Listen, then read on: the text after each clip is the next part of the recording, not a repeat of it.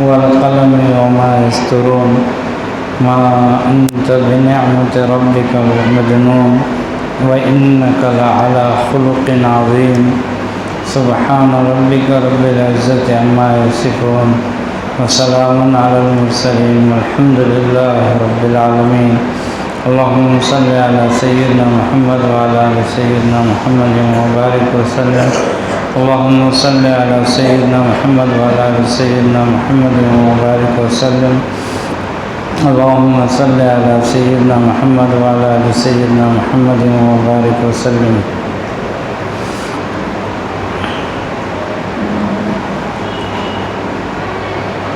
نبی پاک صلی اللہ علیہ وسلم کی صورت بھی نرالی تھی اور آپ کی سیرت بھی نرالی. ایسی سیرت اور ایسی صورت کہ ابھی تک شاعروں نے اپنے اشعار میں، اپنی نظم میں، اپنی نثر میں جو بیان کیا وہ اس سے بھی اونچی ہے. خطیبوں نے خطبہ دیا، بیان کرنے والوں نے بیان کیا، لیکن اللہ کے نبی صلی اللہ علیہ وسلم کی مبارک سیرت ان سب سے بالاتر ہے. اور خدا پاک کی قسم جب سے سیرت لوگوں نے بیان کرنا شروع کی ہے اس وقت سے لے کر آج تک کوئی بھی شخص اللہ کے نبی صلی اللہ علیہ وسلم کی سیرت کے بیان کرنے کا حق ادا نہیں کر سکا. اور کیوں ادا کر سکے جبکہ یہ زمین، یہ آسمان، یہ پوری کائنات جسے ہم دیکھتے ہیں، آسمان سے لے کر زمین تک، یہ پوری کی پوری کائنات جب سے بنی ہے تب سے آج تک کوئی بھی شخص یہ نہیں کہہ سکتا کہ پوری کائنات میں جتنے درخت ہیں اس وقت موجود، ان کے پتوں کی، ان کے ٹہنیوں کی، ان کے درختوں کی جو روئے زمین پر ہے کوئی اس کی گنتی نہیں کر سکا. جتنے ذرات ہیں زمین کے آج تک کوئی ان کو گن نہیں سکا. بارش کے قطرے، سمندروں کے اندر پانی کی گہرائی اور اس کی وسعت، کتنا پانی ہے آج تک کوئی اس کو گن نہیں سکا. اور کائنات کے بارے میں اللہ تبارک و تعالیٰ فرماتے ہیں قُلْ مَتَاعُ الدُّنْيَا قَلِيلٌ. یہ پوری کائنات جتنی ہے یہ تو بس تھوڑا سا سامان ہے. اللہ تعالیٰ کے نزدیک پوری کائنات کیا ہے؟ قلیل فرمایا. قُلْ مَتَاعُ الدُّنْيَا قَلِيلٌ. یہ کائنات کی جتنی چیزیں ہیں جن سے ہم اور آپ فائدہ اٹھا رہے ہیں یہ بہت تھوڑی ہے. تو جب تھوڑی کا جو ہے ہم انداز نہیں کر سکے، اس کی گہرائی تک، اس کی انتہا تک ہم آج تک نہیں پہنچ سکے. کائنات کے اندر کسی بھی چیز کی نہ پہاڑوں کا وزن آج تک کوئی معلوم کر سکا، نہ چٹانوں کا وزن معلوم کر سکا. تو پھر اللہ کے رسول صلی اللہ علیہ وسلم کی سیرت طیبہ، آپ کے اخلاق عظیمہ، یہ دنیا کے بارے میں اللہ تبارک و تعالیٰ کہہ رہے متاع الدنیا قلیل. اور اللہ کے نبی صلی اللہ علیہ وسلم کی سیرت کے بارے میں، اللہ کے نبی صلی اللہ علیہ وسلم کے اخلاق کے بارے میں اللہ تبارک و تعالیٰ کیا فرما رہے ہیں؟ اِنَّكَ لَعَلَىٰ خُلُقٍ عَظِيمٍ. کہ اللہ کے نبی صلی اللہ علیہ وسلم کے جو اخلاق ہیں وہ بہت بلند ہے، بلند سے بلند تر اخلاق ہے اللہ کے نبی صلی اللہ علیہ وسلم. تو جب تھوڑی چیزیں ہم نہیں گن سکے، اس کا احاطہ نہیں کر سکے، تو جو عظیم چیز ہے پھر اس کو کیسے کر سکیں؟ اللہ تبارک و تعالیٰ نے۔ تو اللہ کے نبی صلی اللہ علیہ وسلم کی سیرت کوئی دعویٰ نہیں کر سکتا کہ میں نے اس کا حق ادا کر دیا۔ جتنا اس کو بولتے جائیں گے، جتنا اس کو بیان کرتے جائیں گے، جتنا اپنی زندگیوں کے اندر اس کو لاگو کرتے جائیں گے، یہ تو تھوڑی چیز ہے۔ اللہ کے نبی صلی اللہ علیہ وسلم کی ذات اس سے بالا تر ہے، اور یہ اللہ تبارک و تعالیٰ نے اِنَّكَ لَعَلَىٰ خُلُقٍ عَظِيمٍ جو فرمایا ہے، اس کا ایک پس منظر ہے۔ اللہ تبارک و تعالیٰ نے کن حالات میں یہ فرمایا۔ نبی پاک صلی اللہ علیہ وسلم چوک کے اندر کھڑے ہو کر، مکہ کے چوراہوں کے اوپر، گلیوں کے نکڑوں کے اوپر کھڑے ہو کر جب اللہ کا کلام سناتے تھے تو لوگ جو ہے پتھروں کی بارش کرتے تھے آپ علیہ الصلوۃ والسلام کے اوپر، کچرا ڈالا کرتے تھے، اور نعوذ باللہ آپ کو کیا کرتے تھے؟ مجنون کہتے تھے کہ یہ مجنون ہے، ان کی باتیں نہ سنو۔ اللہ کے نبی صلی اللہ علیہ وسلم جو کائنات میں سب سے بڑی ہستی ہے نا، ابھی میں یہاں پر بیٹھ کر بات کر رہا ہوں، اگر کوئی آ کے مجھے یہ کہہ دے کہ اس کی بات مت سنو، یہ پاگل ہے نا، تو کتنا غصہ آئے گا مجھے، ہے نا۔ ہر آدمی کسی مجلس میں ہو، کہیں پر کوئی بات کر رہا ہو اور کوئی آ کر کہہ دے کہ یہ پاگل ہے، اس کی باتیں مت سنو، نعوذ باللہ۔ اللہ کے نبی صلی اللہ علیہ وسلم اللہ کے کلام کو سنایا کرتے تھے، تو چوراہوں کے اوپر، گلیوں میں، میلوں کے اندر، خانہ کعبہ کے اندر اللہ کے نبی صلی اللہ علیہ وسلم یہ فرمایا کرتے تھے، انی رسول اللہ علیکم جمیعا یا ایھا الناس قولوا لا الہ الا اللہ تفلحوا۔ اور اللہ کا کلام جو اترتا تھا وہ سنایا کرتے تھے لوگوں، تو لوگ کہتے تھے ایسے پس منظر کے اندر، ایسے ماحول کے اندر اللہ کے نبی صلی اللہ علیہ وسلم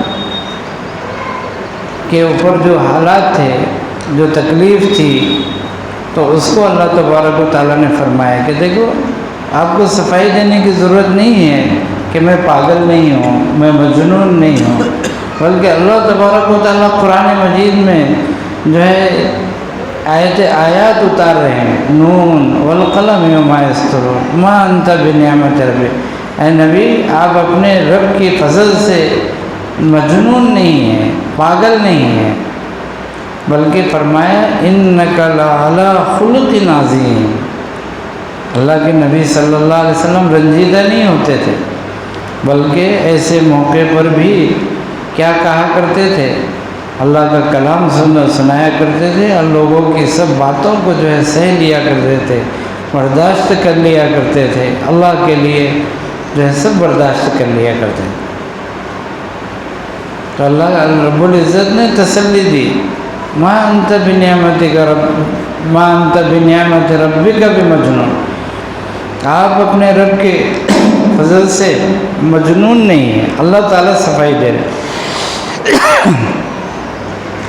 جس کی اللہ تبارک و تعالیٰ صفائی دے، پھر ان کے پاک اور صاف ہونے میں پھر کیا شبہ ہے۔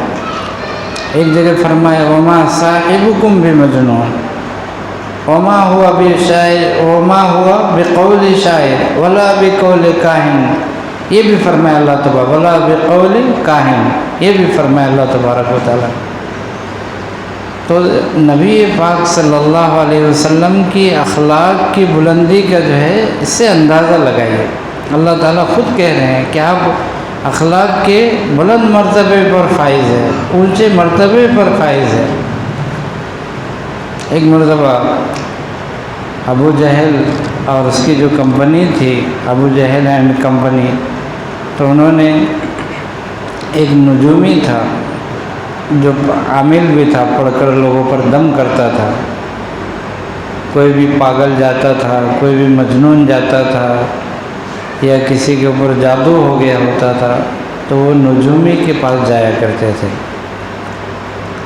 اور وہ نجومی کے پاس یہ ابو جہل اور اس کے سارے سردار گئے اس کے ساتھ، اور جا کر کہا کہ محمد صلی اللہ علیہ وسلم بڑا صالح نوجوان ہے، بڑا نیک نوجوان ہے، لیکن اس کے اوپر کچھ اثر ہو گیا ہے، کچھ تو بھی، اس لیے وہ بہکی باتیں کر رہے ہیں، ہمارے معبودان باطل کے، ہمارے معبودوں کے خلاف جو ہے باتیں کرتے ہیں، تو آپ ذرا جا کر ان کا علاج کر دو۔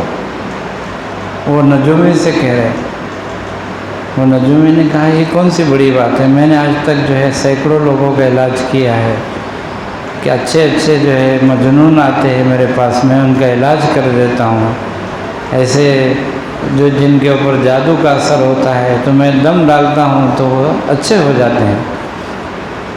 یہ آئے اللہ کے نبی صلی اللہ علیہ وسلم پر، اللہ کے نبی صلی اللہ علیہ وسلم اللہ کا کلام سنا رہے تھے، تو اس نے کہا کہ آپ جو ہے مجنون ہیں، نبی پاک صلی اللہ علیہ وسلم کو کہہ رہے ہیں کہ آپ مجنون ہیں اور میں آپ کا جو ہے علاج کرنا چاہتا ہوں، آپ اپنا ہاتھ آگے بڑھائیے۔ وہ جو نجومی ہے، جو عامل ہے، وہ ایسا کہہ رہا ہے۔ اللہ کے نبی صلی اللہ علیہ وسلم نے کہا کہ ٹھیک ہے آپ کی بات، آپ میرا علاج کرانا چاہتے ہیں، لیکن پہلے کچھ مریض کی بات بھی تو سن لو، مریض بھی کچھ کہنا چاہتا ہے آپ سے، آپ مجھے پاگل سمجھتے ہو، مجنون سمجھتے ہو، تو مجنون کی بھی کچھ بات سن لو۔ اس نے کہا کہ سنائیے۔ بڑا خوش ہو گیا ہو کہ اب وہ اپنی بیماری جو ہے اللہ کے رسول صلی اللہ علیہ وسلم بتانے والے ہیں، اور وہ بیماری بتائیں گے، اس کے بعد میں کچھ دم کروں گا تو ٹھیک ہو جائیں گے، تو بڑا خوش ہو گیا ہو۔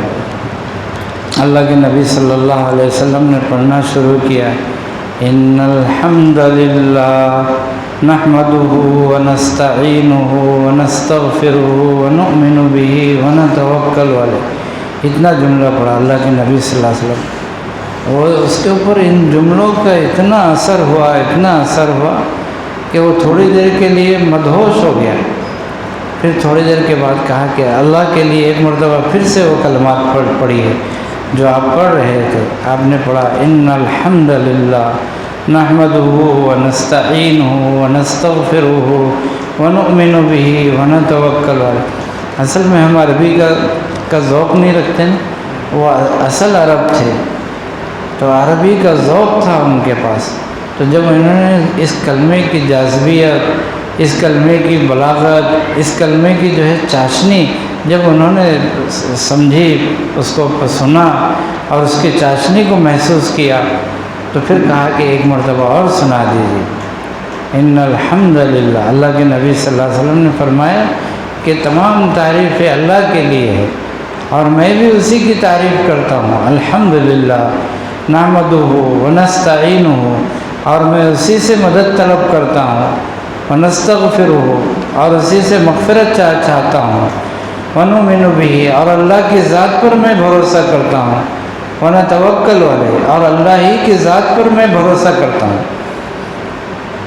اسی پر میں ایمان لاتا ہوں اور اسی کی ذات پر بھروسہ۔ اس نے کہا کہ ایک مرتبہ پھر اور کہہ دیجیے آپ۔ اللہ کے نبی صلی اللہ علیہ وسلم نے تیسری مرتبہ پھر پڑھا ان الحمد للہ نحمدہ ونستعینہ ونستغفرہ ونؤمن بہ ونتوکل علیہ۔ جب 3 مرتبہ پڑھا تو سمجھ گیا کہ یہ کلام جو ہے کسی مجنون کا کلام نہیں، کسی شاعر کا کلام نہیں، کسی جادوگر کا کلام نہیں، یہ تو اللہ کی طرف سے ہے۔ ان کے دل پر جو باتیں اتری ہے، یہ آج تک ایسا کلام میں نے نہیں سنا۔ اس نے فوراً کہہ دیا اشہد ان لا الہ الا اللہ واشہد ان محمدًا عبدہ ورسولہ۔ تو اللہ کے نبی صلی اللہ علیہ وسلم کو بھری چوک میں جو ہے کہنے والا کہ یہ مجنون ہے، اللہ کے نبی صلی اللہ علیہ وسلم نے کیا کہا کہ بھئی میری بھی تو کچھ سن لو۔ اب جب سنایا تو پھر وہ شخص ایمان قبول کر لیا۔ اللہ کے نبی صلی اللہ علیہ وسلم اگر وہ اخلاق کا مظاہرہ نہیں کرتے تو اس کو ایمان کی دولت نہیں ملی ہوتی۔ تو اللہ کے جو آج پورے اسلام کو، مسلمانوں کو بدنام کیا جاتا ہے نا، بدنام کہ اسلام جو ہے تلوار کے زور سے پھیلا، نہیں ایسا نہیں، بلکہ حقیقت یہ ہے، تاریخ اس بات کی گواہ ہے کہ اسلام مسلمانوں کے اخلاق سے پھیلا ہے۔ اللہ کے نبی صلی اللہ علیہ وسلم کے اخلاق سے پہنچائے۔ اِنَّكَ لَعَلَىٰ خُلُقٍ عَظِيمٍ، اللہ تعالیٰ جن کے اخلاق کی تعریف کر رہے ہو تو ان کے اخلاق کچھ کم ہوں گے۔ ایک شخص تھے مدینہ منورہ کے اندر، زید ابن ثانہ نام تھا ان کا، زید ابن ثانہ۔ تو انہوں نے تورات کے بہت بڑے عالم تھے، تورات ان کو بہت ازبر تھی۔ تو انہوں نے دیکھا نبی پاک صلی اللہ علیہ وسلم نے جب نبوت کا اعلان کیا تو ساری نشانیاں پالی انہوں نے کہ اللہ کے نبی صلی اللہ علیہ وسلم، تورات میں جو آخری نبی کی نشانیاں ہیں وہ سب آپ میں پائی جاتی ہیں، پوری کی پوری نشانیاں آپ کے اندر موجود۔ لیکن دو علامتیں ان کو دیکھنا باقی رہ گئی تھی کہ آپ کا غصہ جو ہے آپ کے برداشت کے اوپر غالب نہیں آئے گا، بلکہ قوت برداشت، قوت حلم آپ کے غصے کے اوپر غالب آ جائے گا۔ تو یہ باتیں ان کو دیکھنا تھی، تو وہ نبی پاک صلی اللہ علیہ وسلم کی مجلس میں آیا کرتے تھے۔ زید ابن ثانہ یہودیوں کے بہت بڑے عالم، مجلس میں بیٹھ کر چلے جاتے تھے۔ اب وہ انتظار میں تھے کہ میں اب نبی پاک صلی اللہ علیہ وسلم کو یہ کچھ باتوں میں آزماؤں۔ ایک مرتبہ مجلس میں بیٹھا ہوا تھا، اللہ کے نبی صلی اللہ علیہ وسلم کے پاس ایک سائل آ گیا، ایک طلب کرنے والا آ گیا، مانگنے والا آ گیا۔ اللہ کے نبی صلی اللہ علیہ وسلم نے مجلس میں اپنے داماد تھے حضرت علی رضی اللہ تعالیٰ عنہ، فاتح خیبر، حیدر کرار، حضرت علی مرتضیٰ رضی اللہ تعالیٰ عنہ سے فرمائے کہ جاؤ دیکھو گھر میں کچھ ہے۔ حضرت علی رضی اللہ تعالیٰ عنہ گھر میں تشریف لے گئے تو سائل کو دینے کے لیے کچھ نہیں تھا۔ اللہ کے نبی صلی اللہ علیہ وسلم سے آ کر کہا کہ اللہ کے نبی صلی اللہ علیہ وسلم کچھ نہیں ہے گھر میں موجود جو سائل کو دیا جا سکے۔ تو وہ جو یہودیوں کا عالم تھا زید ابن ثانہ، تو وہ بیٹھا ہوا تھا، اس نے کہا کہ میرے پاس 80 مسقال سونا ہے۔ اس وقت مسقال ایک پیمانہ تھا، جیسا تولہ ہے ویسے عرب میں مسقال ایک پیمانہ تھا۔ تو اس نے کہا کہ میرے پاس 80 مسقال سونا ہے، میں یہ آپ کو دے دیتا ہوں، لیکن آپ کو اس کے بدلے میں مہینہ 2 مہینے کے بعد ایک مدت متعین کر لی، فلاں مدت پر آپ کو اتنی کھجوریں دینا پڑیں گے اس کے بدلے۔ اللہ کے نبی صلی اللہ علیہ وسلم نے کہا کہ بہت اچھی بات ہے، لے آؤ۔ وہ گیا، وہ یہودیوں کا عالم، اور اس نے 80 مسقال سونا لے کر آ گیا، لا کر اللہ کے نبی صلی اللہ علیہ وسلم کے پاس دے دیا اور کہا کہ 2 مہینے کی مدت یا 1 مہینے کی مدت جو بھی تھی اس میں آپ مجھے اتنی کھجوریں دیں گے۔ اللہ کے نبی صلی اللہ علیہ وسلم نے وہ سونا لیا 80 مسقال اور وہ سائل کو دے دیا، کہا کہ بھائی جا تو اس سے اپنی اور اپنی قوم کی، اپنے گھر والوں کی ضرورت پوری کر۔ وہ لے کر چلا گیا، اللہ کے نبی صلی اللہ علیہ وسلم کی خدمت میں سے وہ چلا گیا۔ اب یہ زید اصل میں جو ہے نا یہودیوں کا عالم، اس کو دیکھنا تھا، ایک علامت دیکھنا تھی اللہ کے رسول صلی اللہ علیہ وسلم کے کہ آپ کا غصے پر آپ کا حلم جو ہے غالب آ جائے گا، آپ کی قوت برداشت یہ غالب رہے گی۔ اب وہ جیسی ہو گیا معاملات ہے تو وہ دن گنتا رہا کہ اب کتنے دن باقی ہے، یعنی مدت پوری ہونے میں 3 یا 4 دن باقی تھے۔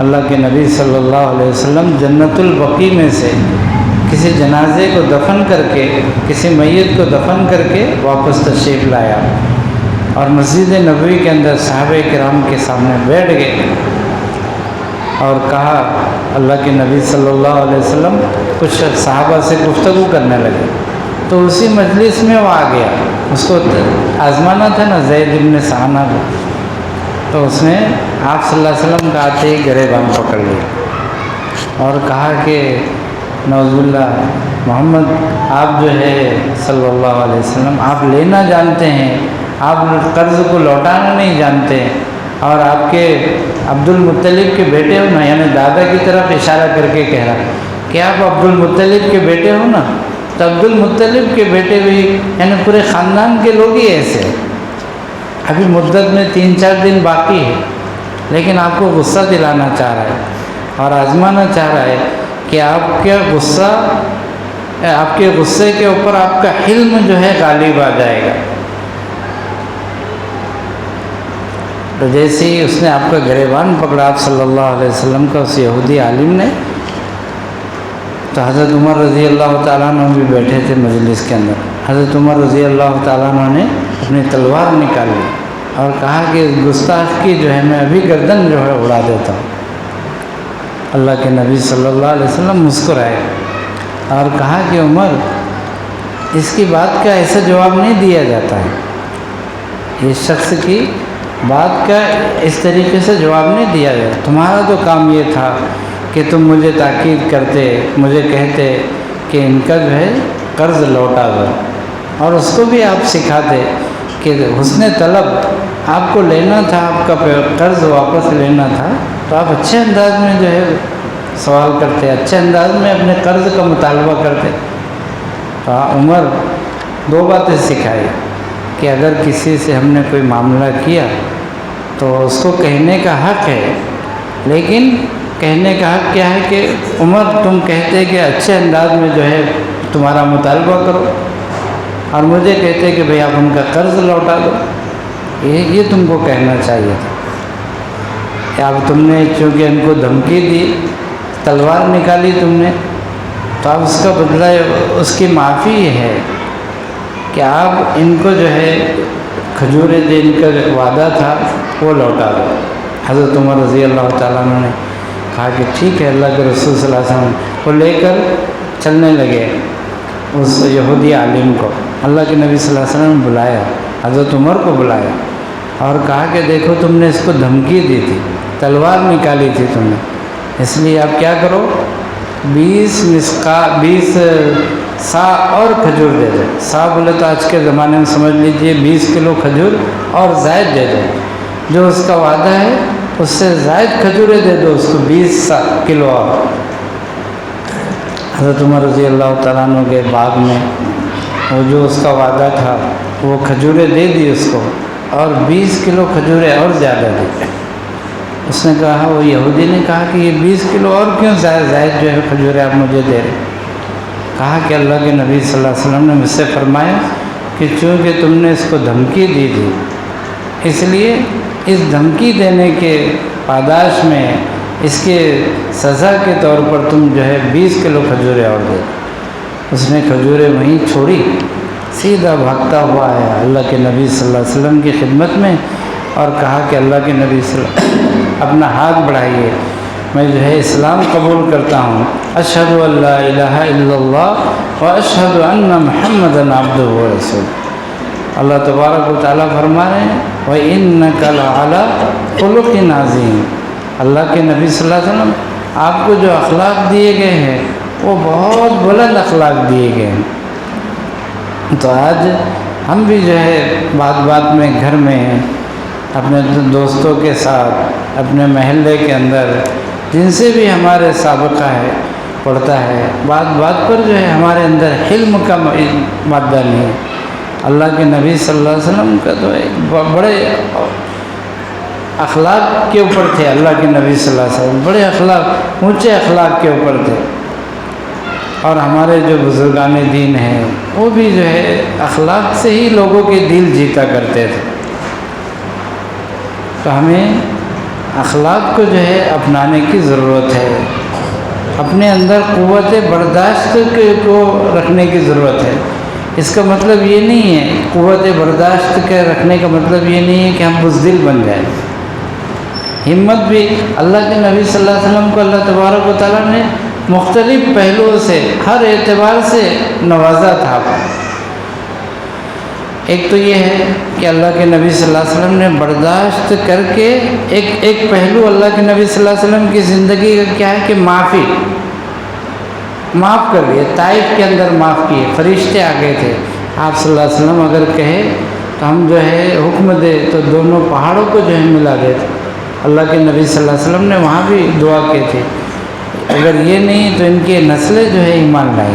اللہ کے نبی صلی اللہ علیہ وسلم نے وہاں بھی معاف۔ تو ایک پہلو تو معافی کا ہے، ہم اسی کو زیادہ بیان کرتے ہیں، سنتے ہیں، اس کا مطلب یہ نہیں ہے کہ مسلمان قوم جو ہے بزدل ہو جائے، مسلمان قوم کیا ہو جائے بھائی، اس کے اندر سے ہمت۔ اللہ کے نبی صلی اللہ علیہ وسلم میں ہر اعتبار سے نمونہ ہے۔ ایک مرتبہ احد کا میدان ہے، احد میں 70 صحابہ کرام شہید ہو گئے، میدان جو ہے خون سے بھرا پڑا ہوا ہے، 70 صحابہ کرام کی لاشیں پڑی ہوئی ہیں، اور مسلمان جو ہے بھگدڑ میں کا شکار ہو گئے اور افراتفری پھیل گئی پورے احد کے میدان۔ اللہ کے نبی صلی اللہ علیہ وسلم کھڑے ہو گئے، تلوار کو نکالا اور یہ کہنے لگے انا النبی لا کذب، انا النبی لا کذب، انا ابن عبد المطلب، میں جو ہے اللہ کا نبی ہوں۔ اور یہ دیکھو میدان جو ہے کوئی اللہ کے نبی صلی اللہ علیہ وسلم میدان چھوڑ کر بھاگے نہیں، بلکہ میدان کے اندر ہی ہے، یہ بات کوئی غلط نہیں ہے، میں جو ہے اللہ کا نبی ہوں اور یہ کوئی بات غلط نہیں ہے، اور میں عبد المطلب کا بیٹا ہوں، دادا کی طرف نسبت کی ہے۔ یہاں بھی آپ دیکھیے سب طرف لوگ افراتفری میں ہیں، اپنی جان بچانے میں، لیکن اللہ کے نبی صلی اللہ علیہ وسلم یہاں بہادری کا جو ہے مظاہرہ کر رہے ہیں، انا النبی لا کذب، انا ابن عبد المطلب، بار بار یہ دہرا رہے ہیں اللہ کے۔ پھر ایک مرتبہ اللہ کے نبی صلی اللہ علیہ وسلم ایک غزوے سے، ایک جنگ سے جو ہے تشریف لا رہے ہیں، دوپہر کا وقت ہو گیا، عرب کی گرمی، صحابہ کرام سے آپ نے فرمایا جب دوپہر کا خوب دھوپ کا وقت ہو گیا تو آپ جو ہے آرام کریں، سب درختوں کے سائے میں، جس کو جہاں جگہ ملے آپ آرام کریں۔ اللہ کے نبی صلی اللہ علیہ وسلم بھی صحابہ کرام سے ہٹ کر تھوڑا دور ایک درخت کے سائے کے اندر جو ہے لیٹ گئے آرام کرنے کے لیے۔ تو اب ایک دشمن تھا، آپ کا جانی دشمن، جو موقع کی تلاش میں تھا کہ کب اللہ کے نبی صلی اللہ علیہ وسلم تنہا مجھے ملے، صحابہ کے جھرمٹ سے، غلاموں کے جھرمٹ سے، چوکیداروں کے جھرمٹ سے نکلے، اور کب میں آپ کو تنہا پاؤں اور نعوذ باللہ آپ کا کام تمام کروں۔ اللہ کے نبی صلی اللہ علیہ وسلم درخت کے سائے کے اندر لیٹ گئے، اور جو تلوار تھی آپ کی وہ آپ نے درخت کے ٹہنے سے جو ہے لٹکا دی۔ جب اس نے دیکھا کہ اللہ کے نبی صلی اللہ علیہ وسلم بالکل آرام کر رہے ہیں، سو چکے ہیں، نیند کی آغوش میں جا چکے ہیں، تو اس نے وہ تلوار نکالا، اللہ کے نبی صلی اللہ علیہ وسلم کی تلوار کو جو ہے ننگی کیا، میان سے باہر نکالا اور تلوار کو اٹھایا۔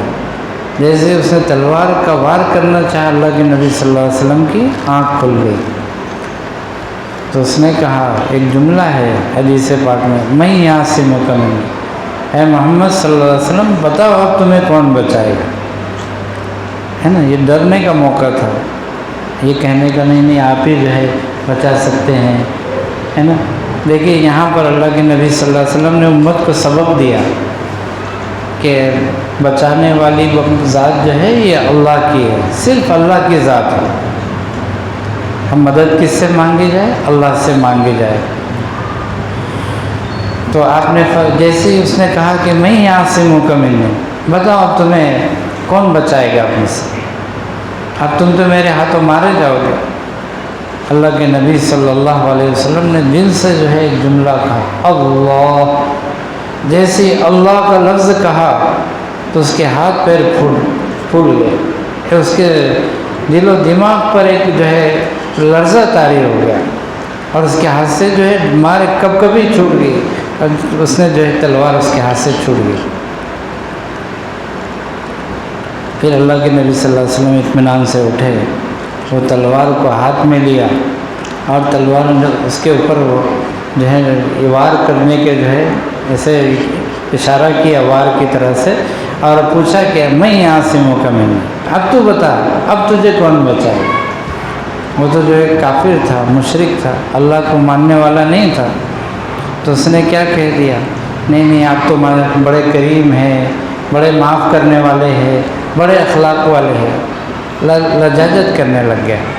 اللہ کے نبی صلی اللہ علیہ وسلم نے اس کو جو ہے معاف کر دیا۔ تو اس کا اثر یہ ہوا کہ اس نے بھی جو ہے کلمہ پڑھ لیا، فوراً کہا اشہد ان لا الہ الا اللہ واشہد ان محمدًا عبدہ ورسولہ۔ تو یہ اللہ کے نبی صلی اللہ علیہ وسلم کی بہادری کی مثال ہے۔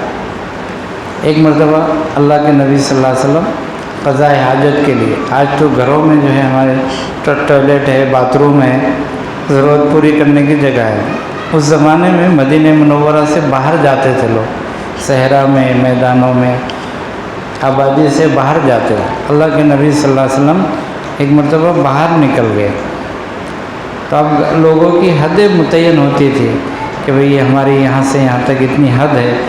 اللہ کے نبی صلی اللہ علیہ وسلم ایک مرتبہ گزر رہے تھے تو ایک شخص کی حد میں سے گزرے، حد میں داخل ہو گئے ایک شخص کے، جو کہ جیسے کمپاؤنڈ وال وغیرہ ہوتے ہیں، تو اس زمانے میں ایسی منڈیریں چھوٹی چھوٹی ہوتی تھی، حد بندی ہوتی تھی، تو ایک شخص کی حد میں داخل ہو گئے، تو اس زمانے کا جو ہے بہت بڑا پہلوان تھا۔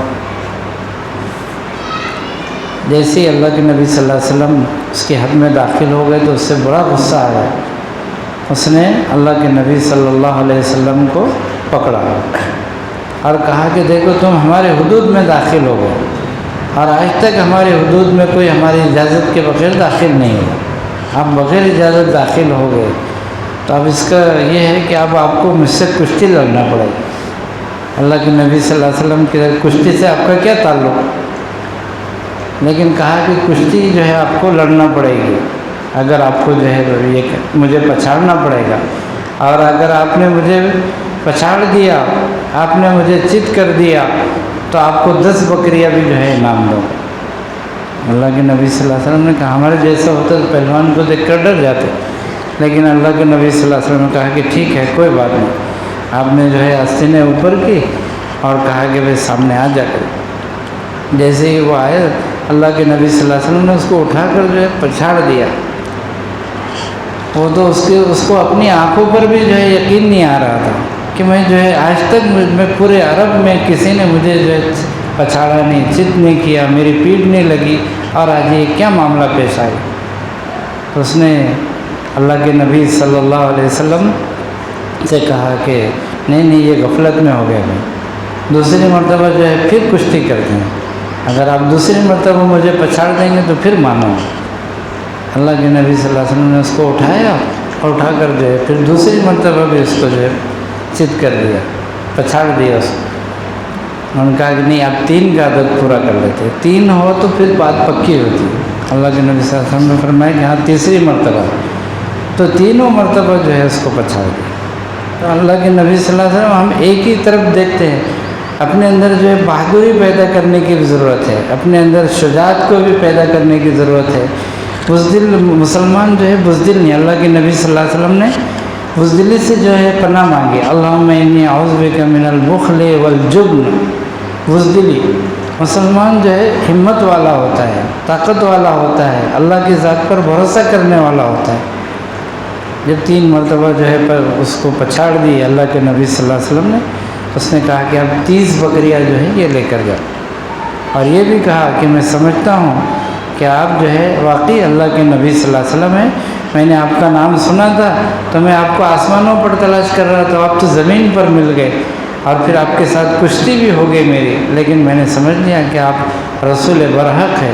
اگر میں نے ابھی ایمان قبول کر لیا تو عرب کی عورتیں اور عرب کی لڑکیاں مجھے طعنہ دے گی کہ ہار کے ڈر سے اس نے اسلام قبول کر لیا۔ اشعار کہتی تھی وہ عرب کی عورتیں، تو اس نے ہار کے ڈر سے جو ہے ایمان قبول کر لیا، یہ طعنہ دیں گے لوگ مجھے، اگر یہ طعنے کا ڈر نہیں ہوتا نا تو میں ایمان قبول۔ بعد میں اس نے ایمان بھی قبول کر لیا، اس موقع پر نہیں، دوسرے موقع پر ایمان قبول کیا اس نے۔ تو اللہ کے نبی صلی اللہ علیہ وسلم میں ایک تو معافی کا بھی ہے، اور دوسرا شجاعت کا بھی ہے، بہادری کا بھی پہلو ہے، اور تیسرا یہ ہے کہ اللہ کے نبی صلی اللہ علیہ وسلم اپنے بچوں کے ساتھ کیسے رہتے تھے، بیویوں کے ساتھ کیسے رہتے تھے، صحابہ کرام کے ساتھ کیسے رہتے تھے۔ اللہ کے نبی صلی اللہ علیہ وسلم کی 4 بیٹیاں تھیں، سب سے بڑی بیٹی زینب، رقیہ، ام کلثوم، اور چھوٹی لڑکی حضرت فاطمہ رضی اللہ تعالیٰ۔ 3 لڑکیوں کا تو اللہ کے نبی صلی اللہ علیہ وسلم کے سامنے انتقال ہو گیا۔ چھوٹی بیٹی حضرت فاطمہ رضی اللہ تعالیٰ عنہ تھی، ایک مرتبہ آپ حضرت عائشہ صدیقہ رضی اللہ تعالیٰ عنہ کے ساتھ بیٹھے ہوئے تھے، تشریف فرما تھے، تو دروازے پر دستک ہوئی، تو آپ نے فرمایا کہ دیکھو میری بیٹی فاطمہ آ گئی، میں دروازہ کھولنے جاتا ہوں۔ حضرت عائشہ فرماتی ہیں کہ آپ نے کیسے پہچانا کہ فاطمہ؟ کہا کہ ان کی دستک دینے کا انداز بھی ایسا ہے کہ اس سے میں پہچان لیتا ہوں کہ میری بیٹی آ گئی کر۔ اللہ کے نبی صلی اللہ علیہ وسلم اٹھے، وہاں سے دروازے تک گئے، اور جب بھی حضرت فاطمہ آتی تو آپ ان کو پیشانی کے اوپر جو ہے بوسہ دیتے تھے۔ حضرت فاطمہ سے بے انتہا محبت کرتے تھے اپنی چھوٹی بیٹی سے، پھر ان کو اپنے پاس بٹھاتے تھے قریب میں۔ تو اللہ کے نبی صلی اللہ علیہ وسلم بیٹیوں کے ساتھ بھی ایسی محبت کرتے ہیں۔ حضرت فاطمہ کے گھر آپ جاتے تو حضرت فاطمہ بھی جب آپ آتے تو آپ کی پیشانی پر بوسہ دیتی، اپنے قریب جو ہے بٹھایا کرتی حضرت فاطمہ رضی اللہ تعالیٰ عنہ۔ تو اللہ کے نبی صلی اللہ علیہ وسلم میں ہر اعتبار سے نمونہ ہے۔ لقد کان لکم فی رسول اللہ اسوۃ حسنہ۔ اگر آپ باپ ہیں تو بیٹیوں کے ساتھ، اولاد کے ساتھ کیسا سلوک کریں، اس کے بھی جو ہے نمونے اللہ کے نبی صلی اللہ علیہ وسلم کی زندگی میں ہیں۔ آپ اگر شوہر ہے تو بیویوں کے ساتھ کیسا سلوک کریں۔ حضرت خدیجہ رضی اللہ تعالیٰ عنہ کے بارے میں ہے کہ اب حضرت خدیجہ رضی اللہ تعالیٰ عنہ کا جب انتقال ہو گیا، اللہ کے نبی صلی اللہ علیہ وسلم، ان کی جو سہیلیاں تھیں، تو گھر میں کوئی بھی اچھا کھانا بنتا یا کوئی بکری ذبح ہوتی تو آپ اس میں سے گوشت کو جو ہے نکالا کرتے تھے اور کہتے تھے کہ حضرت خدیجہ کے سہیلیوں کو دے کر آؤ۔ یعنی مرنے کے بعد بھی اپنی بیوی سے جو ہے اتنی محبت۔ ایک مرتبہ حضرت عائشہ رضی اللہ تعالیٰ عنہ نے کہہ دیا کہ آپ جو ہے اس بوڑھیا کو جو ہے یاد کرتے ہیں، وہ بڑی عمر کی تھی حضرت خدیجہ، ان کا انتقال ہو گیا، اور ہم آپ کے سامنے کم عمر ہے، نوجوان ہیں، پھر آپ اس کو یاد کریں۔ اللہ کے رسول صلی اللہ علیہ وسلم ناراض ہو گیا، کہا گیا عائشہ تم کو معلوم ہے جب سارے لوگوں نے مجھے ٹھکرا دیا تھا تو انہوں نے جو ہے خدیجہ نے مجھے ساتھ دیا تھا، ہر اعتبار سے جو ہے میری مجھے تسلی دیتی تھی اور مجھے ہر اعتبار سے ہمت بندھاتی تھی۔ تو حضرت خدیجہ کو اس طریقے سے یاد کرتے ہیں۔ حضرت عائشہ رضی اللہ تعالیٰ عنہ بھی بہت واقعات ہیں، تقریباً 1 گھنٹہ 2 گھنٹے چاہیے اس کے لیے۔ حضرت عائشہ رضی اللہ تعالیٰ عنہ کے ساتھ ایک مرتبہ آپ بیٹھے ہوئے تھے اور آپ گھر میں آنے کے بعد آپ جو ہے اپنے جوتے کی یا کپڑے کی جو ہے مرمت کرنے لگے، سینے لگے اس کو، تو آپ کے پیشانی مبارک کے اوپر جو ہے پسینہ آ گیا۔ جب پسینہ آیا تو پسینہ جو ہے اللہ کے رسول صلی اللہ علیہ وسلم کے چہرے انور پر جو ہے بہت چمک رہا ہے، خوبصورتی کو بڑھا دیا ہے۔ تو حضرت عائشہ رضی اللہ تعالیٰ عنہ نے کچھ جو عرب میں کچھ اشعار کسی محبوب نے اپنے محبوب کے اس میں تعریف میں کہہ دے، وہ اشعار حضرت عائشہ رضی اللہ تعالیٰ عنہ نے حضور صلی اللہ علیہ وسلم کی شان میں جو ہے فرما دیا۔ اللہ کے رسول صلی اللہ علیہ وسلم بھی بہت خوش ہوئے اور حضرت عائشہ کو دعا دیے گی ایسے موقع پر، کہا کہ عائشہ آج کیا مانگنا چاہتی ہو مانگو، جو تم سوال کرو گی آج وہ مل جائے گا تم کو۔ حضرت عائشہ رضی اللہ تعالیٰ عنہ بھی بہت ہوشیار تھی، ذہین تھی، صدیقہ کائنات تھی۔ حضرت عائشہ رضی اللہ تعالیٰ عنہ نے کہا کہ اللہ کے رسول صلی اللہ علیہ وسلم آج آپ نے مجھے کہا کہ جو مانگنا ہے مانگ لو، میں اللہ سے جو ہے وہ تم کو دلوا دوں گا۔ تو حضرت عائشہ نے کہا کہ اللہ کے رسول صلی اللہ علیہ وسلم آج جو ہے موقع اچھا ہے، آپ منہ میں ہیں اور منہ میں طبیعت میں اگر انشراح ہے تو پھر مانگنے میں بھی جو ہے اچھا لگتا ہے اور دینے میں بھی اچھا لگتا ہے۔ اللہ کے نبی صلی اللہ علیہ وسلم نے ایک دعا دے دی ان کو، اللہم اغفر لی عائشہ، اے اللہ میری عائشہ کی بخشش کر دینا، اس کو معاف کر دینا۔ عائشہ کے لیے، حضرت عائشہ رضی اللہ تعالیٰ عنہ کے لیے بخشش کا اور معافی کا جو ہے سوال کیا۔ حضرت عائشہ رضی اللہ تعالیٰ عنہ اتنی خوش ہوئی کہ لوٹ پوٹ ہو گئی کہ اللہ کے رسول صلی اللہ علیہ وسلم نے آج میری مغفرت کی دعا کر دی، اور اللہ کے رسول صلی اللہ علیہ وسلم کی دعا کہاں خالی جاتی. تو گویا اگر مجھ سے جانے انجانے میں جو کچھ گناہ ہو بھی گئے ہوں گے تو اللہ تبارک و تعالیٰ آج اللہ کے رسول صلی اللہ علیہ وسلم کی اس دعا کی برکت سے مجھے معاف کر دیں. بہت خوش ہوگی، بہت خوش ہوئی. جب وہ پھر نارمل حالت میں آئی، خوشی کے جذبات کم ہوئے، تو اللہ کے نبی صلی اللہ علیہ وسلم نے فرمایا عائشہ تم بہت خوش ہو. کہا کہ اللہ کے نبی صلی اللہ علیہ وسلم میرے لیے تو آج بہت بڑے عید کا دن ہے کہ آج آپ نے میری مغفرت کی دعا کری. اس وقت اللہ کے رسول صلی اللہ علیہ وسلم نے فرمایا عائشہ میں نے تمہارے لیے آج یہ دعا کی، لیکن میں اپنی امت کے لیے ہر نماز میں دن میں 5 مرتبہ یہ دعا کرتا ہوں. اے اللہ میری امت کی بخشش فرما دیجیے، میری امت کو جو ہے معاف فرما دیجیے. تو آج جو ہے ہم اللہ کے آج بڑا فتنوں کا دور ہے، ہر طرف جو ہے برائیوں کا دورہ ہے، اور ایسے ماحول میں یہ مجالس کا لگنا، اپنے دل کی اصلاح کرنا یہ بہت ہی ضروری ہے. اس لیے یہ مجالس لگتی ہے تاکہ ہمیں احساس ہو جائے کہ ہم کہاں کھڑے ہوئے ہیں، اور پھر ہم اپنے دل کی اصلاح کریں. یہ دنیا فانی ہے، یہاں کی ہر نعمت فانی ہے نا. فرمایا نا قل متاع الدنیا قلیل، یہ دنیا کی ساری کائنات جتنی یہ تھوڑی ہے، اور آخرت جو ہے یہ باقی رہنے والی ہے. تو ہمیشہ ہمیشہ کی زندگی وہاں کی آنے والی ہے. اس کے لیے ہمیں تیاری کے لیے یہ دنیا میں بھیجا گیا ہے. یہ دنیا ہمارے لیے امتحان گاہ ہے، یہ سیر گاہ نہیں ہے، آرام گاہ نہیں ہے، قیام گاہ نہیں ہے، بلکہ یہ کیا ہے، یہاں سے انسان کو کوچ کرنا ہے. یہ امتحان گاہ ہے یہ انسان کے.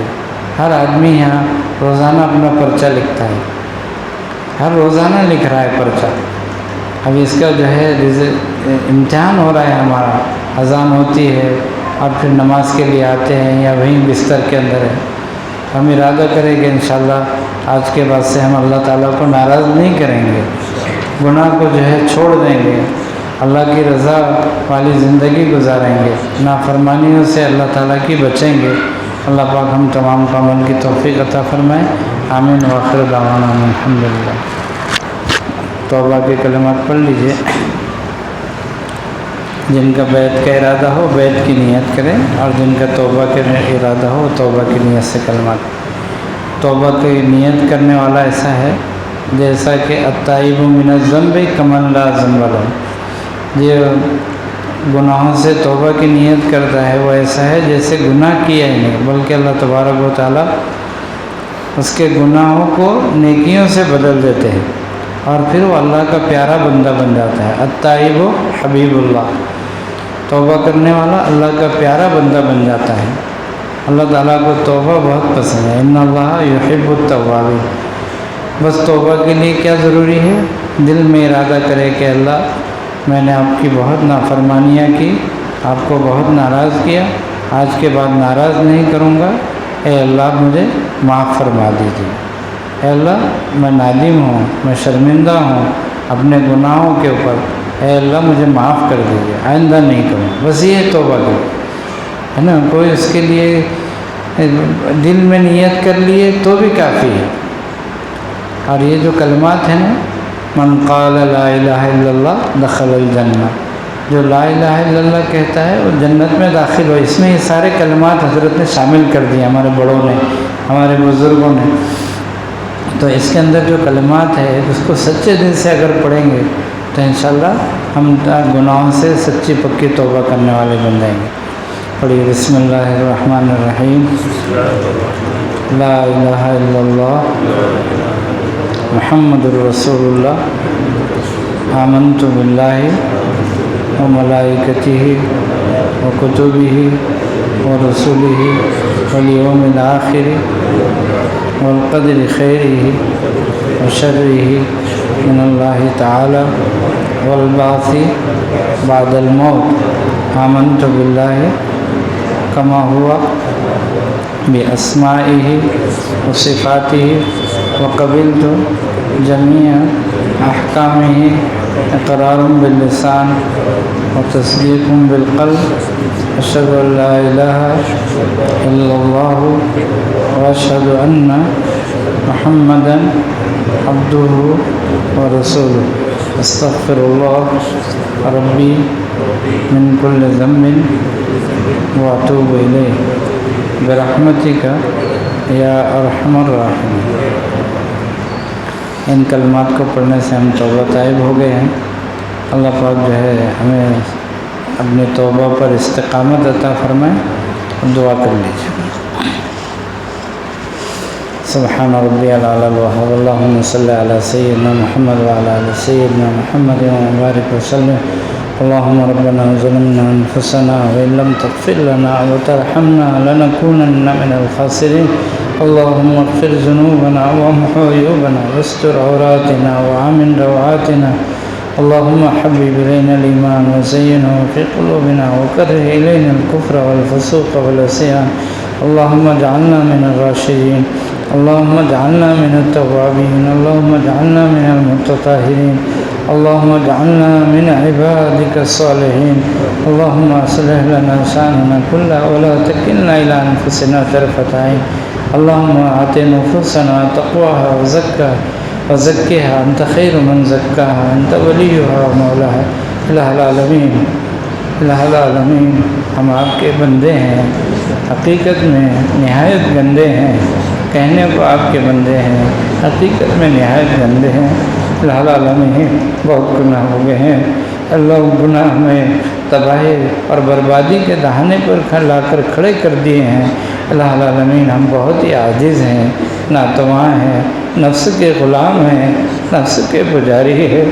الہ العالمین الہ العالمین ہم سب کے گناہوں کو معاف فرما دیجیے۔ الہ العالمین بہت گنہگار ہے، بہت خطا گار ہے الہ العالمین، لیکن بس ایک آپ کی رحمت کے امیدوار ہیں۔ الہ العالمین ہمارے سب گناہوں کو معاف فرما دیجیے، جو گناہ دل میں کیے الہ العالمین وہ بھی معاف فرما دیجیے، اللہ راتوں کی تنہائیوں میں ہوئے الہ العالمین وہ بھی معاف فرما دیجیے، اللہ جو گناہ کر کے یاد رہ گئے وہ بھی معاف فرما دیجیے، جو گناہ کر کے بھول گئے وہ بھی معاف فرما دیجیے۔ الہ العالمین چھوٹے چھوٹے گناہوں کو بھی معاف فرما دیجیے، الہ العالمین ہمارے بڑے گناہوں کو بھی معاف فرما دیجیے۔ اے اللہ ہماری نگاہوں کو پاک فرما دیجیے۔ اے اللہ کب تک ہماری نگاہیں ادھر ادھر بھٹکتے رہے گی، ہمارے دلوں کو صاف فرما دیجیے۔ اے اللہ ہمارے جسم گناہوں سے آلودہ ہو گئے ہیں، اللہ ہمارا دل و دماغ آلودہ ہو گئے ہیں، جسم کا رو آلودہ ہو گیا ہے۔ اے اللہ ہمارے جسم سے بدبو آتی ہے، الہ العالمین کوئی ہمیں پاس ٹھہرانے کے لیے بھی اللہ تیار نہیں، کوئی ہمیں پاس کھڑے کرنے کے لیے بھی تیار نہیں ہے۔ الہ العالمین جب کپڑا میلا ہوتا ہے اے الہ العالمین وہ دھوبی کے پاس جاتا ہے، اسے دھویا جاتا ہے، پھر پاک اور صاف ہو جاتا ہے۔ الہ العالمین جب انسانوں کے دل گندے ہوتے ہیں تو الہ العالمین آپ نے اس کے لیے توبہ کی صابن رکھی ہے۔ الہ العالمین آج ہم توبہ کرتے ہیں، ہمارے دلوں کو دھو دیجیے، ہمارے دلوں کو پاک فرما دیجیے، ہمارے دلوں کو صاف فرما دیجیے۔ ہمارے دل زنگ آلود ہو چکے ہیں، سیاہ ہو چکے ہیں، الہ العالمین معاف فرما دیجیے۔ ہمارے دل نہیں بلکہ پتھر کی سل بن چکے ہیں، الہ العالمین آپ کی رحمت کی ایک نگاہ ڈال دیجیے۔ الہ العالمین آپ کی ایک نگاہ کی بات ہے، الہ العالمین ہماری زندگی کا سوال ہے۔ الہ العالمین جس قلب کے اوپر، جس دل کے اوپر آپ کی ایک رحمت کی نگاہ پڑ جاتی ہے، پھر کبھی بھی وہ شقی نہیں ہوتا، کبھی بھی بدبخت نہیں ہوتا، کبھی بھی وہ محروم نہیں ہوتا۔ بس اے اللہ اپنی رحمت کا دریا رحمت سے ایک قطرہ ہمارے دلوں کے اوپر ڈال دیجیے، ایک توجہ فرما دیجیے، الہ العالمین معاف فرما دیجیے۔ جب تک بڑے فتنوں کا دور ہے، ہر طرف برائیوں کا سیلاب ہے، الہ العالمین ہم قدم قدم پر پھسلنے لگے ہیں، قدم قدم پر بہکنے لگے ہیں، الہ العالمین ہر طرف برائیوں کا دورہ ہے۔ ایمان کو ختم کرنے والی اور ایمان کو جلانے والی، ایمان کو بھسم کرنے والی ہوائیں ہیں، الہ العالمین ایسے ماحول میں الہ العالمین ہم جی رہے ہیں۔ آپ کے حبیب صلی اللہ علیہ وسلم نے فرمایا تھا کہ آدمی صبح کو مومن ہوگا لیکن شام ہوتے ہوتے اس کا ایمان اس کے دل سے رخصت ہو چکا ہوگا، یا شام میں مومن ہوگا صبح اٹھتے اٹھتے اس کا ایمان رخصت ہو چکا ہوگا۔ الہ العالمین ہم فتنوں کے دور میں جی رہے ہیں، الہ العالمین بس آپ کی دستگیری کی ضرورت ہے، آپ کی رہنمائی کی ضرورت ہے۔ الہ العالمین رحمت کی نگاہ، کرم کی نگاہ ڈال دیجئے، الہ العالمین نبی کی امت پر رحم فرما دیجئے۔ الہ العالمین بڑا ہی اے اللہ ہر طرف ظلمتوں کا دور دورہ ہے، ظلموں کا دورہ ہے، الہ العالمین کہیں بھی کنارہ نظر نہیں آ رہا ہے اے اللہ، لیکن آپ کی ذات ہے، آپ قادر بھی ہے اور قدیر بھی ہے۔ اے اللہ اپنی قدرت کا معاملہ فرما دیجئے، آپ کے پاس کوئی مشکل نہیں ہے، آپ کے لیے کوئی چیز مشکل نہیں ہے۔ الہ العالمین پھر سے مسلمانوں کی عزت کے فیصلے فرما دیجئے، اسلام کی سربلندی فرما دیجئے، اسلام کا بول بالا فرما دیجئے، باطل کا منہ کالا فرما دیجئے۔ اے الہ العالمین اب تو سب مسلمانوں کے قلوب جو ہے حلق تک آ رہے ہیں، ان کے کلیجے حلق تک آ رہے ہیں۔ الہ العالمین بس آپ کی رحمت کا ایک سہارا ہے، آپ ہی ہمارے ناصر ہے، آپ ہی ہمارے محافظ ہے، آپ ہی ہمارے ماوا ہے، آپ ہی ہمارے ملجا ہے۔ الہ العالمین بس آپ کے ساتھ نسبت ہے، اے اللہ اسی کی نسبت کی اس نسبت کی لاج رکھتے ہوئے اے اللہ پوری امت مسلمہ کی جان کی، مال کی، عزت کی، آبرو کی حفاظت فرمائیے۔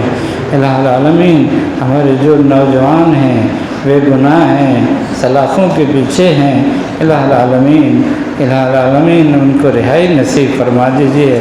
الہ العالمین بہت سارے ایسے بچے ہیں جو والدین کے والد صاحب کے چہرے کو دیکھنے کے لیے تڑپ رہے ہیں، ان کی مائیں ہیں جن کی نیندیں حرام ہیں۔ الہ العالمین ایسے بچوں کو الہ العالمین یہاں سے سلاخوں کے پیچھے سے اے اللہ رہا فرما دیجئے۔ الہ العالمین ان کے لیے عزت کے فیصلے فرما دیجئے۔ الہ العالمین آج کے فرعون الہ العالمین ان کی آنکھوں پر پردہ ڈال دیجئے، ان کے منصوبوں کو ناکامیاب کر دیجئے، ان کی سازشوں کو ناکامیاب فرما دیجئے۔ اے اللہ سب سے بہتر تدبیر کرنے والے، سب سے بڑے منصوبے والے تو آپ ہی ہے، آپ کے منصوبے ان کے سامنے فیل ہے، مکڑیوں کے جالے کی طرح کمزور ہے۔ آپ نے بڑے بڑے فرعونوں کی گردنوں کو مروڑا ہے، ان کی گردنوں کو توڑا ہے، ان کے غرور کو توڑا ہے، ان کی اکڑ کو مروڑا ہے، کسی کو زمین میں دھسایا ہے، کسی کو دریا میں غرق کیا ہے۔ الہ العالمین آج بھی آج کے فرعونوں کو بھی الہ العالمین اپنی قدرت دکھا دیجئے، اللہ اپنی قدرت کا مظاہرہ کر دیجئے۔ الہ العالمین امت میں جو بیمار ہیں انہیں شفا عطا فرمائی۔ اے اللہ دواخانوں میں ہے، ایک کیسے کیسے کوئی وینٹیلیٹر پر ہے، کوئی کہاں پر ہے، کوئی کہاں پر ہے۔ الہ العالمین مہلک امراض نے، بیماریوں نے انہیں گھیر رکھا ہے۔ اے اللہ مشرق سے لے کر مغرب تک، شمال سے لے کر جنوب تک جتنے بھی ہمارے مسلمان بھائی بیمار ہیں ان کو شفا کاملہ عاجلہ دائم عطا فرمائیے۔ جو پریشان حال ہیں ان کی پریشانیوں کو دور فرمائیے، جو مقروض ہیں ان کو قرضوں سے رہائی نصیب فرمائیے۔ ہماری مساجد الہ العالمین کھٹک رہی ہے، نگاہوں میں کھٹک رہی ہے، مساجد کی حفاظت فرمائیے، مدارس کی حفاظت فرمائیے، مکاتب قرآنیہ کی حفاظت فرمائیے، ہمارے امت کے نوجوانوں کی اصلاح فرمائیے، ہمارے امت کے نوجوانوں کی حفاظت فرمائیے، بزرگوں کا سایہ ہمارے سروں پر تاج قائم فرمائیے، ماں بہنوں کی عزت آبرو کی حفاظت فرمائیے۔ اے اللہ ارتداد کی لہریں چل رہی ہے، ارتداد کی ہوائیں چل رہی ہے، الہ العالمین اس میں ہماری امت مسلمہ کی ایمان کی حفاظت فرمائیے، ایمان پر استقامت عطا فرمائیے، مسلمانوں کی صفوں میں اتحاد پیدا فرمائیے۔ الہ العالمین ہم سب کو بھی آپ کے گھر کی حاضری، رسول پاک صلی اللہ علیہ وسلم کے روضہ اطہر کی حاضری نصیب فرمائیے۔ الہ العالمین ذلت والی موت سے حفاظت فرمائیے، آپ کی ناراضگی والی موت سے حفاظت فرمائیے، کلمے والی موت، شہادت والی موت، آپ کی رضا والی موت نصیب فرمائیے۔ الہ العالمین دنیا اور آخرت میں کامیاب فرمائیے، دنیا اور آخرت کی ذلتوں سے حفاظت فرمائیے، کٹ کر جل کر ڈوب کر گر کر مرنے سے حفاظت فرمائیے، حادثات کی موت سے حفاظت فرمائیے، اچانک موت سے، ایکسیڈنٹ والی موت سے حفاظت فرمائیے۔ الہ العالمین کلمے والی موت، شہادت والی موت، آپ کی رضا والی موت، ایمان والی موت نصیب فرمائیے۔ الہ العالمین ہم سب کا خاتمہ ایمان پر فرمائیے۔ اے اللہ گھروں کے اندر، اے اللہ کاروبار کے اندر بے حساب برکتیں عطا فرمائیے۔ حلال روزی، طیب روزی کے دروازے کھول دیجیے۔ عزت والی روزی، آسان روزی، برکت والی روزی عطا فرمائیے۔ الہ العالمین صحت میں برکت عطا فرمائیے۔ الہ العالمین حرام روزی کے دروازے بند کر دیجیے۔ الہ العالمین حرام روزی کے دروازے بند کر دیجیے۔ الہ العالمین پوری امت مسلمہ کی جان مال عزت آبرو کی حفاظت فرمائی۔ ہمارے اعزاء اقربا رشتہ دار جتنے بھی مومنین آپ کی رحمت میں آ چکے ہیں، سب کی قبروں کو نور سے بھر دیجیے۔ الہ العالمین جب تک زندہ رکھیے، ہمیں ایمان پر زندہ رکھیے، ہم سب کا خاتمہ ایمان پر فرمائی۔ ہمارے اکابر مشائخ جو بیمار ہیں انہیں شفا عطا فرمائی۔ حضرت مولانا غلام محمد صاحب استانوی کو شفا کامل عاجلہ دائمہ عطا فرمائی۔ الہ العالمین جو مانگا وہ بھی عطا فرمائی، جو مانگنے سے رہ گیا وہ بھی عنایت فرمائی۔ وصلی اللہ تعالیٰ علی خیر خلق محمد و آلہ وصحبہ۔